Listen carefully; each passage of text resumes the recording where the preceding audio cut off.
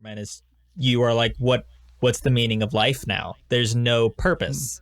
There's nothing to like grab onto as a higher entity that is like enforcing a purpose on you.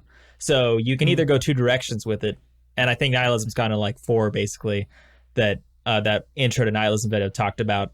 But you go into the humanity has to find its own purpose, or you go into the everything is meaningless and there doesn't have to be a purpose route of nihilism. I think, Yeah. So which I think is the that's popular like, side that gets that makes nihilism look bad.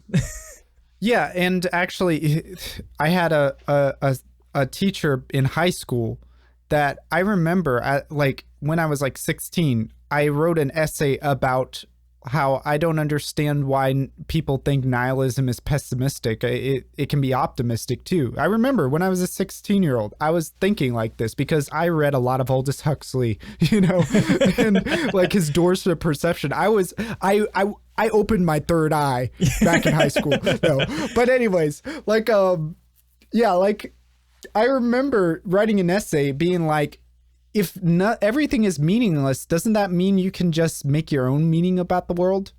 And then he was like, stop riding the fence. It's like nihilism doesn't work like this. And then lo and behold, 10 years, was it 10 years later, like Kurzgesagt comes out with a video about optimistic nihilism.